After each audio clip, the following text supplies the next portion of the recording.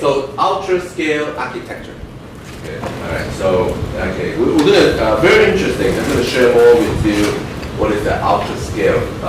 But let's start to review the transition of Xilinx in 20 nanometer, which actually helping Xilinx to move a generation ahead. For people who doesn't know me, I'm a senior VP of Xilinx. I've been with Xilinx for 23 years now. When I start Xilinx, Xilinx is doing this, and I'm one of the inventors of the FPGA. So it was very focused on programmable logic device, but because of 28 nanometer today, it become an all programmable device to enable all programmable and smarter system integration. So now, not just FPGA, but we have FPGA, SoC, 3D IC, and then we have a very powerful design tools called Bottlenecks. So it's a very, very exciting transition for Xilinx and truly bring our company a full generation ahead of our competition. As a result of that, so we talked about this for a long time, and now before we move forward, we want to reveal the result of the 28 nanometer, where are we? So on 28 nanometer, we're the first tape out, we're the first programmable SoC, we're the first 3D IC, and then we have the first really a design suite that can support SoC strength. But these are all claims. The most important is this number. So 1 year later, when we look at the last 12 months of 28 nanometer FPGA business and the entire FPGA business, Xilinx have more than 65% in fact, it's more like a 60 to 65% of the whole market share. And we absolutely believe that this gap will start building even bigger as we are going into the next 12 months. You can talk to Mr. David Ahn, who is in charge of the sales in Korea. 28 nanometer, our 20 nanometer business in Korea is very, very, very strong. Maybe David, you can comment quickly about where we are on the 28 in Korea.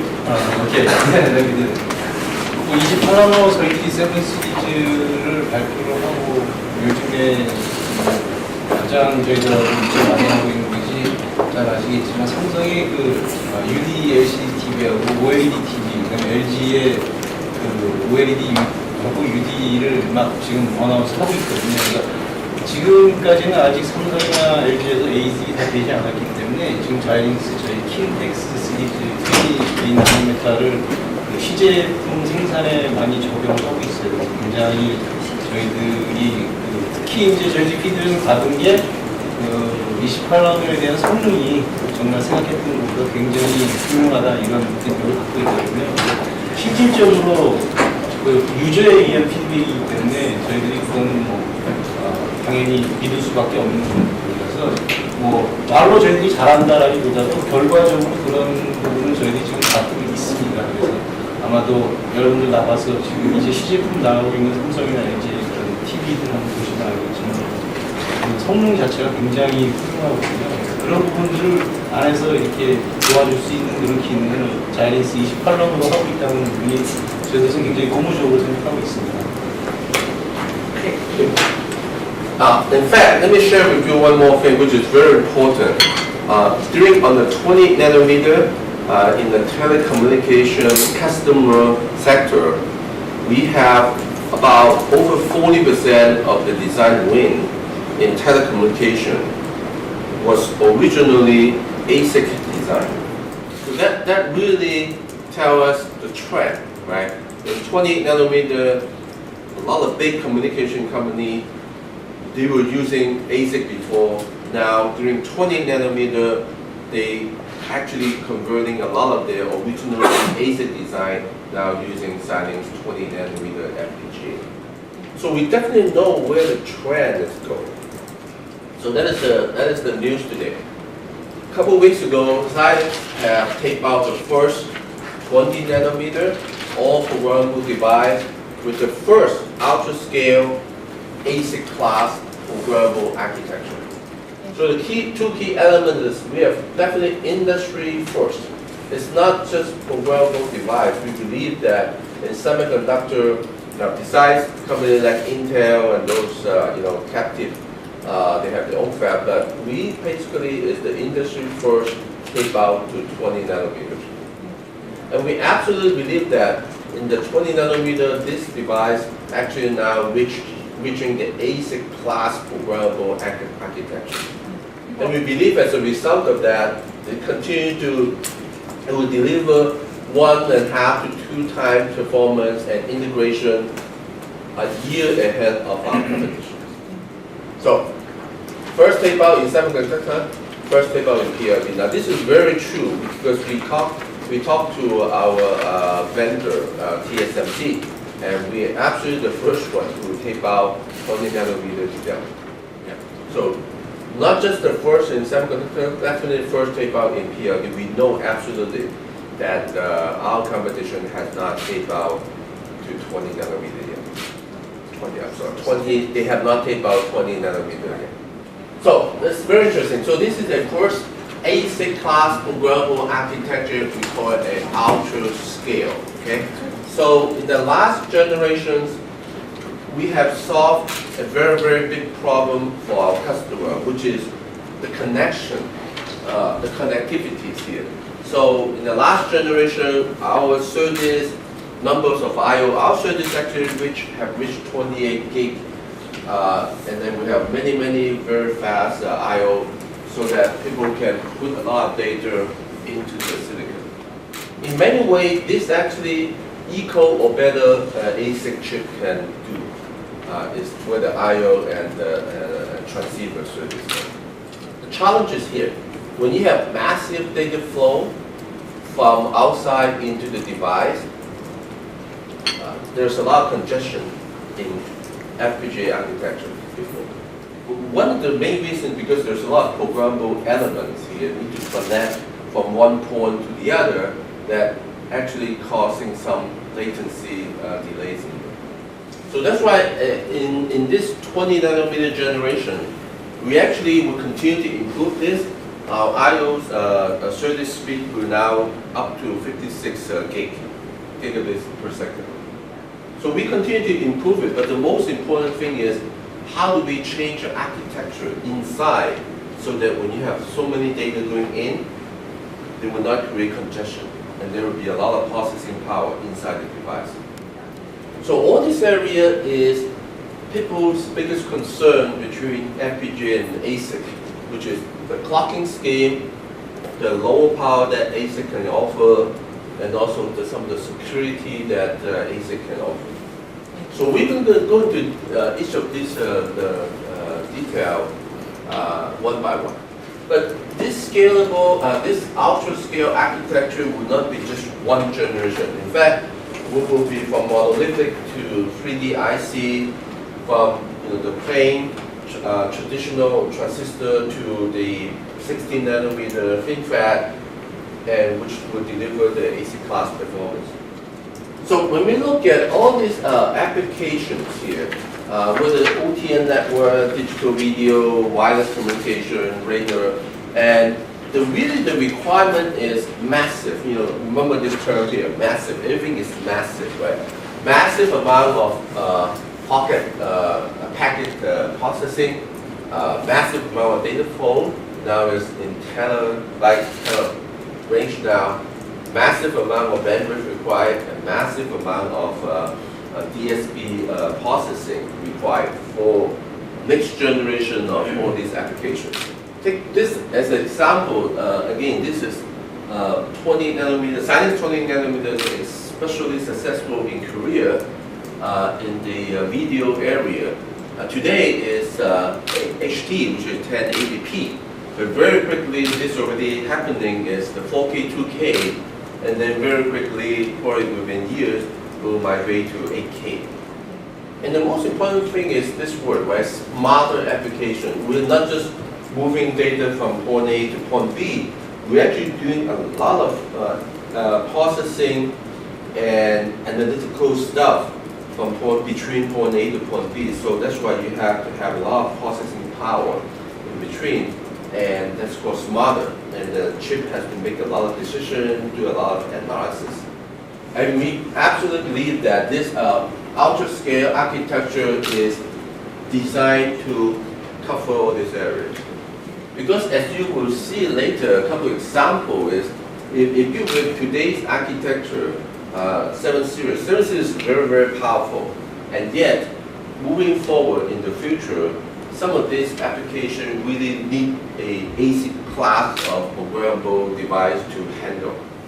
As I said earlier, we have to identify what is really the bottleneck when you have masses of data coming in from the into the FPGA, and we need to identify those areas and we need to work on those areas, right? And so these are the areas: the routing, the clocking, and the all the critical path and power is really something that when people use ASIC, those are the things that they have in mind.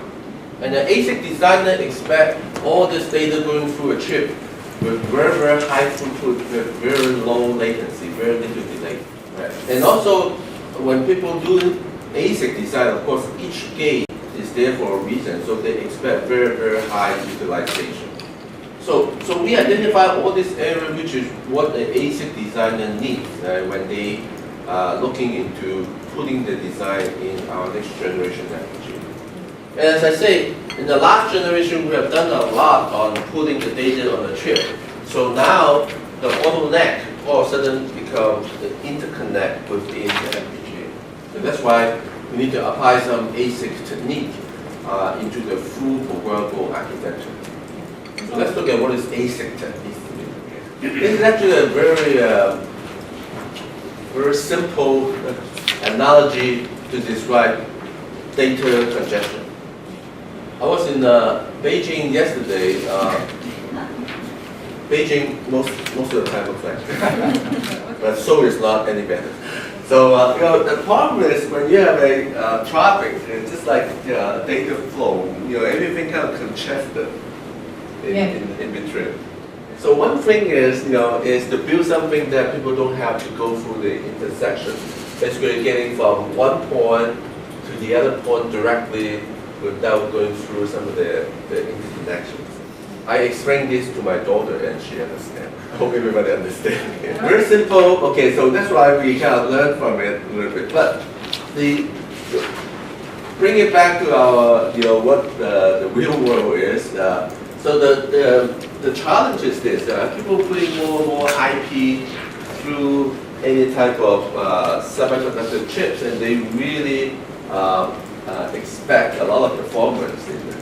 And again, this is just a scale.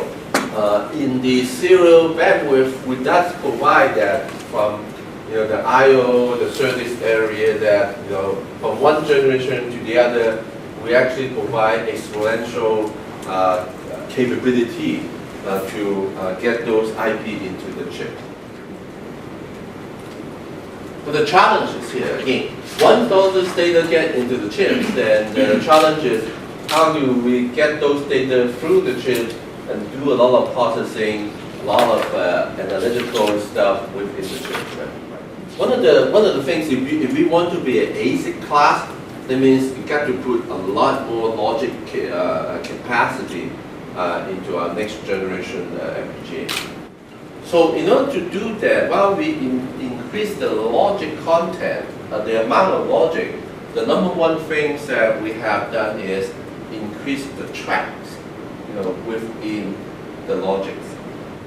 But the problem is, no matter how much we increase the track here, the problem is the ratio actually getting worse. That means, for example, from one area, from point A, if I have to send a signal to point B here, the signal has to go through a lot of track and going through a lot of programmable elements and causing a lot of congestion. So with that, the very simple things that we have to do, just like ASIC, is we will create some direct connection. For example, from point A here to this, and all this block that is very, very far away. And then this connection is probably there's only very small programmable elements in there. And because of this direct connection, there's very little latency from this point A to point B. So in reality, making this block looks like sitting just next to the other block.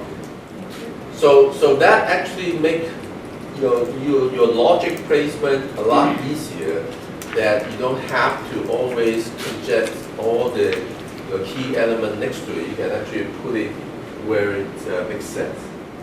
So again, very simple concept, but that's basically ASIC is direct connection. Imagine this is a city, this is all the local roads, and this is the freeway from one point to the other. So the question is, how many points is enough from here to here, but why not from here to here? That's why our development methodology, this generation, we call it co-optimized. That means we don't start with a hardware design and try to let the software to route it. We actually maybe start from software and tell the hardware designer where is the best place to put all these direct connects, so that it co-optimizes, right? Because at the end of the day, it doesn't matter what you have in the hardware, if the software cannot use it, it's useless.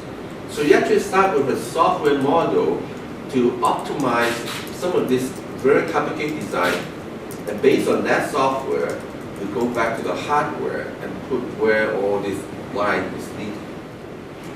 The other, so that's the routing, right? So the other biggest challenge FPGA always has is the clocking methodologies.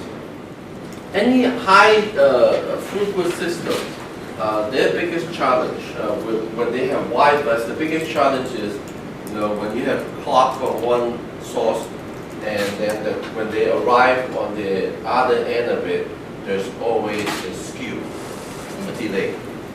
So the challenge is now if the clock on this end of the mouse is different, it has skew from this clock, then you have to be very careful. Then you have to really slow things down to make sure that when the data arrives on time, for it to clock it together to make this multiplexing function.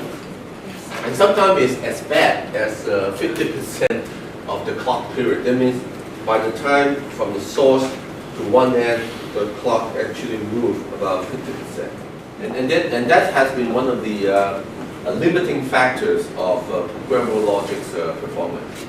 So just like ASIC, right? So what this new ASIC class architecture will do is we have many clock source. So basically it's actually by region. You don't start from one source and bring the clock to different things. The clock actually starts at each region. So you can basically paste the logic and you will have what you call a really local clock to do all the critical high performance functions. So in other words, that means there will be very little skew of all these things that is within this.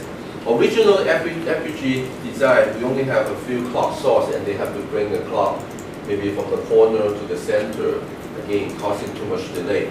This scheme will allow you to put clock right into the region and performs like I say, all the high performance critical functions. Okay, so that we take care of the routing, we take care of the clock, and now we look at some of this really critical performance functions and how we're going to deal with it.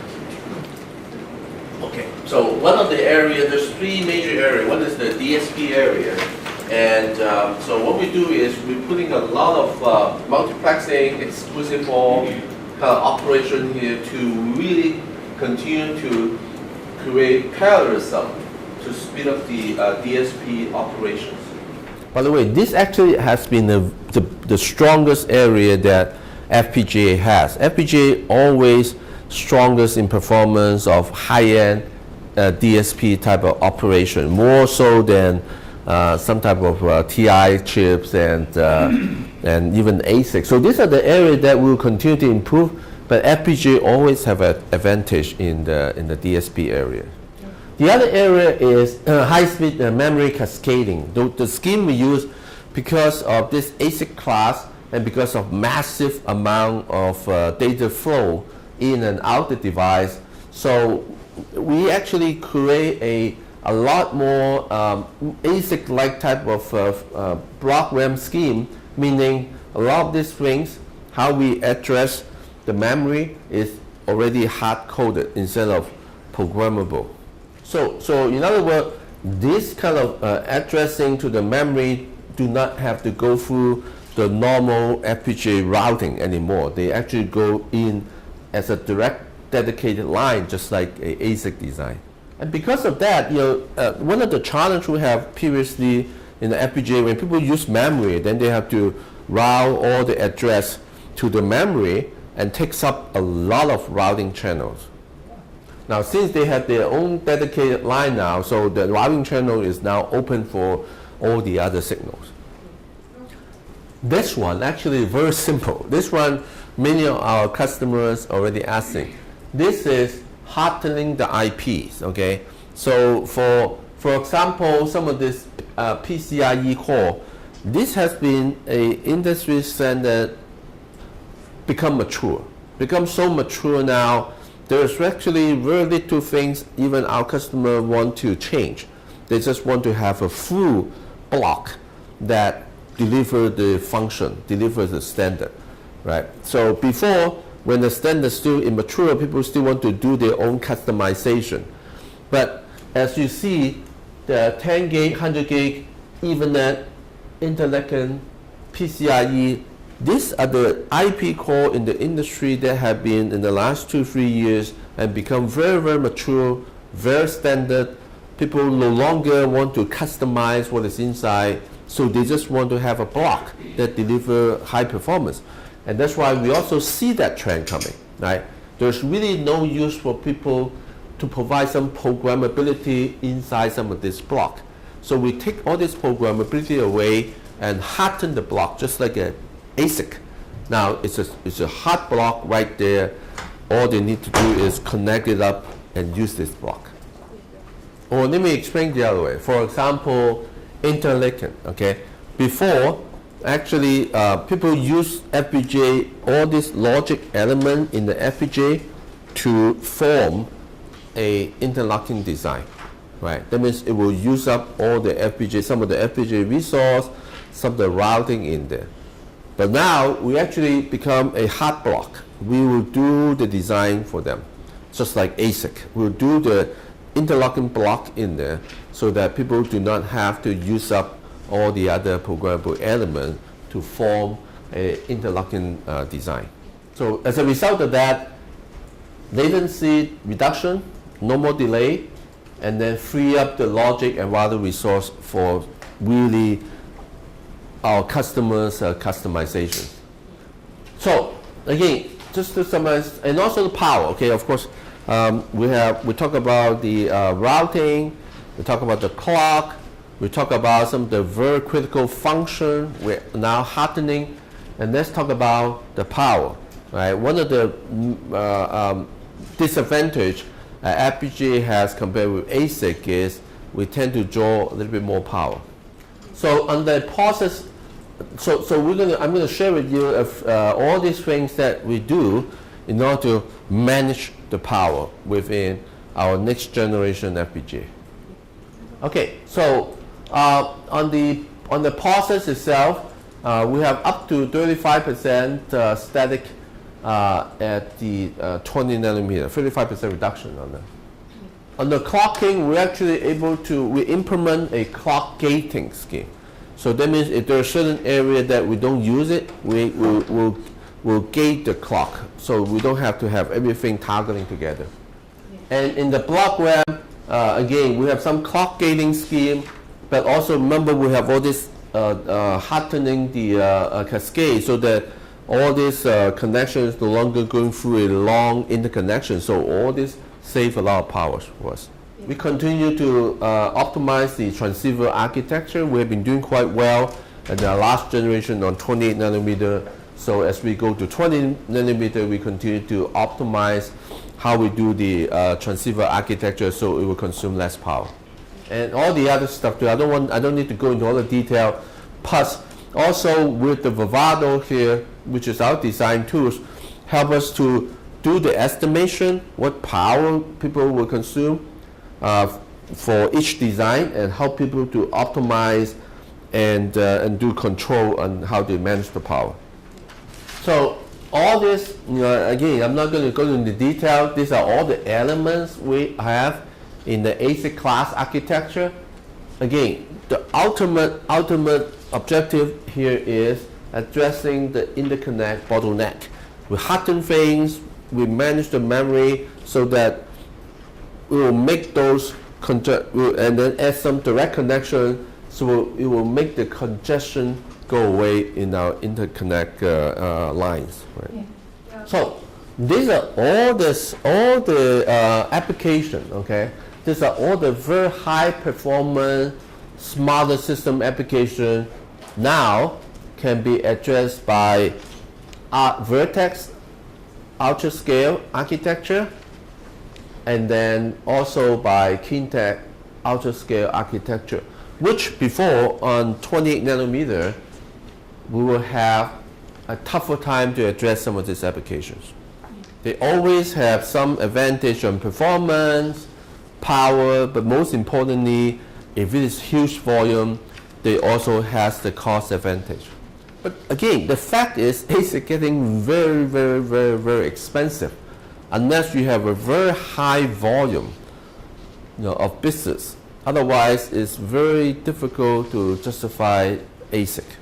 And when I said high volume, I mean like cell phone type of high volume, a PC, tablet type of high volume, a PlayStation, game console type of high volume, or maybe even a consumer TV type of very, very high volume. But when you look at this, none of this able to deliver that type of volume or require that type of volume.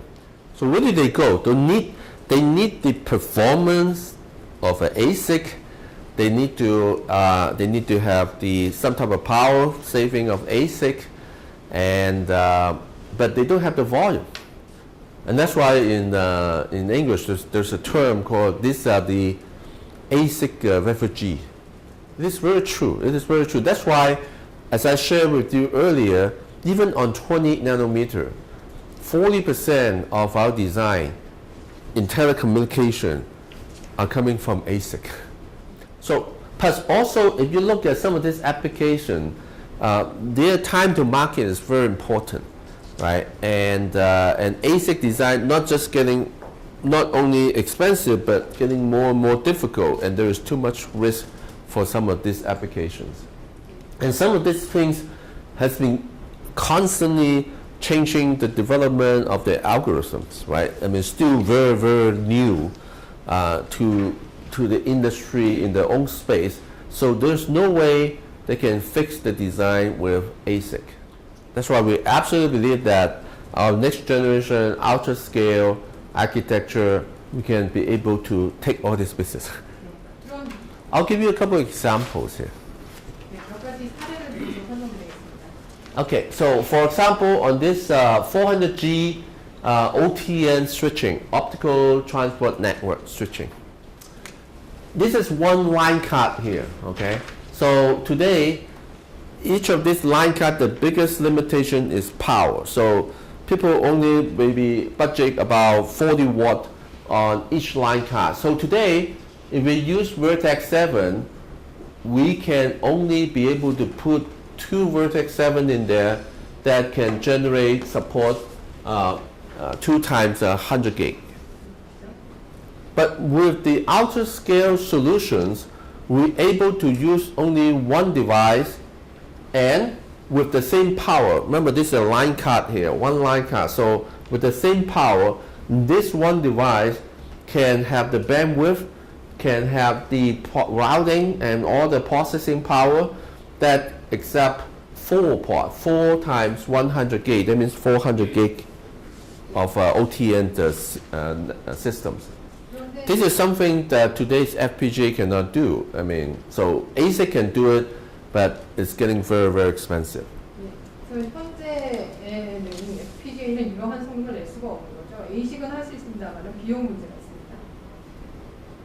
that's why you have a company like, for example, Cisco and Huawei.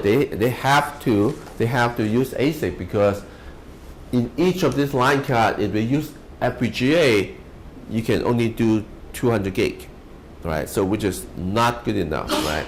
But I think the new standard coming up is 400 gig. So with the new UltraScale solution that we provide, they can now use FPGA instead of ASIC and don't have to pay for all the NRE for ASIC, don't have to take all the risk of ASIC. So these are the values. So Xilinx always want to create this diagram so that our customer understand the value of from one generation to the other. So this diagram have basically 5 key elements in there, which is will help people to do system integration, will help people to increase the performance, manage the BOM cost, bill of material cost, manage the power, and how do we improve the design or development productivity. So all the things that we talk to the customers is always based on this diagram here. This is how we help our customer to understand our product. Okay, so in this particular case, now we have system integration. Now we have 2 devices now integrated into 1 device. We deliver double the system performance in the line card. Of course, the power budget is the same. There's no increase of power requirement, and the cost is the same. Okay, we managed to at the equal cost, but double the performance. Hence, if you look at per 100 gig, it actually is a lot more cost effective in this card here. And of course, with all the hot-turn interconnect cells that we provide, it will help them to do a design a lot easier. Okay, another example. Okay, I'm going to go through a lot faster now. The interlacking bridge. Okay, for example, today you can use the Vertex 7 to do the implementation, but you can only do a 200 gig type of performance. Now, if we use the new Vertex UltraScale architecture, we can deliver double the performance. Not just that, but we have enough logic in there for people to customize the design and put the user logic in there to perform the specific function they need. So if you look at that now, integration-wise, from it's the same, 1 device to 1 device, but we actually now double the density. So we integrate a lot more stuff into this 1 device. System level performance, of course, you're double. Cost-wise, actually, we want to be very honest. The way we do it is actually the BOM cost actually increase. But in this space here, I was told that integration is number 1. Okay, people are willing to pay a little bit more as far as the unit cost to get more integrations. But if you look at the cost per 100 gig, it's still better. It's still better. Okay. And of course, when you integrate this device and more stuff into it, your power actually have a reduction here. And again, we have the very, very good tools to help people to do the designs here. Okay, go even faster on this one. So another example is the Kintex UltraScale in the super high vision processing. So today it takes about 3 times Vertex 7 to do this high vision processing, and probably that beyond 1080, probably 4K, 2K, and for the future 8K, right? So, but with the new UltraScale architecture, we're able to integrate them from 3 chips to 2 chips, and performance, we have 30% improvement, reduce the cost by 30%, and reduce the power by 40%. And also we have this, you probably have seen this before, we have this very, very powerful high-level synthesis tools that allow people to develop their video processing algorithm starting with C, C++, and System C language. So which is a lot more easy to debug, a lot more easy to improve and change. So that's greatly improve people design productivities here. So these are the 5 value that the new Kintex UltraScale solution will bring to this space here. One last example, which is ultrasound. This is a medical imaging, medical equipment. Our 28 nanometer has been quite successful in going into a lot of this medical imaging equipment. But if you look at on today's, if you want to implement a very high definition type of image processing, medical image processing, the way we have to implement today is we need to take up 4 Kintex 7 to do that. But moving forward with the Kintex UltraScale solution, we're now able to just do 2, okay? And also able to adjust even higher definition type of medical imaging, because now we improve the performance by 30%. But more importantly, some of this medical, the mid-range medical ultrasound equipment, for example, become more and more portable. Okay, so space is very important, right? When you need to be portable machine, space becomes very important.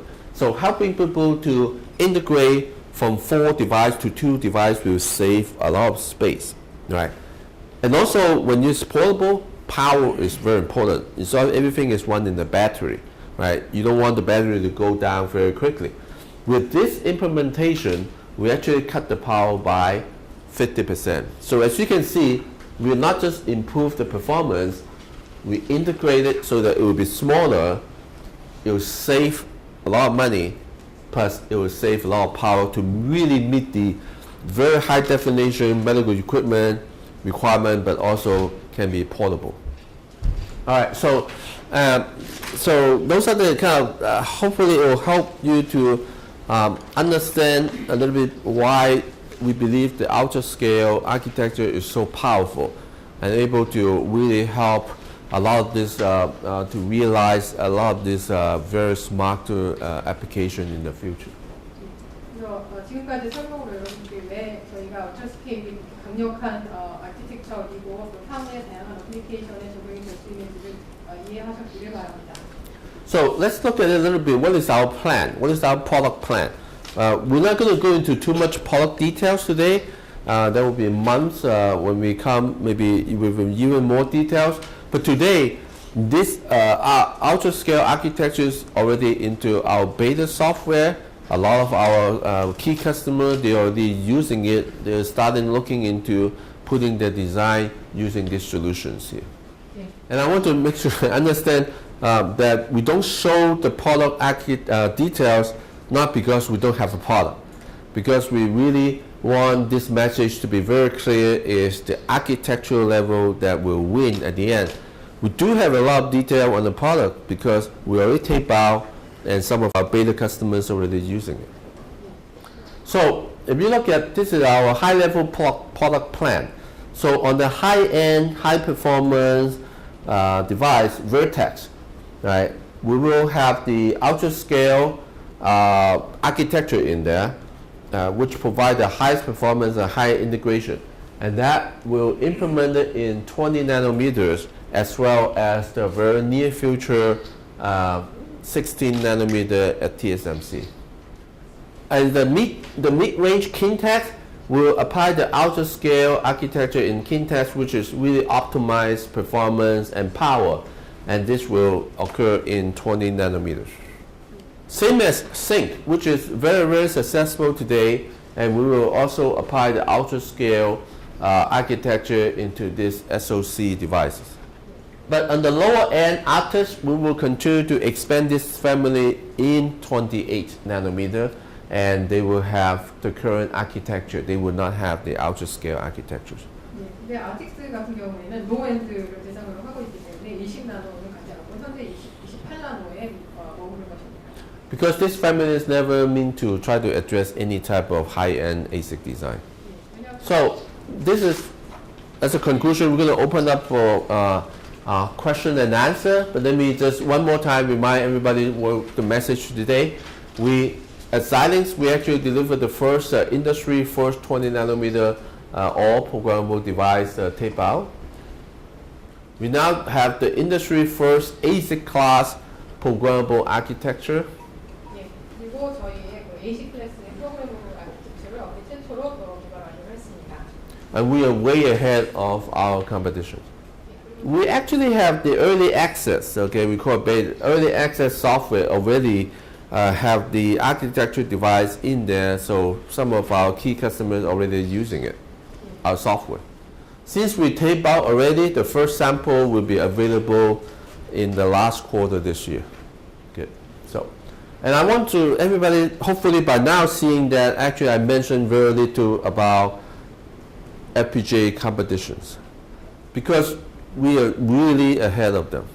But as a company, what now our focus in is expanding FPGA business into ASIC business, which everybody knows that the ASIC business is a lot bigger than FPGA business.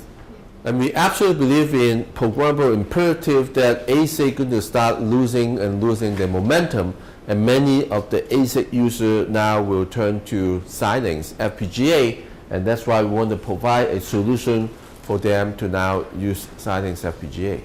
So our target moving forward is not to beat our competition, because we have already done it. We want to move forward and capture as much as lower end ASIC design so that we can expand Xilinx business and inference. That's all I'm sharing today. So I think this is the time that we're going to have question and answer.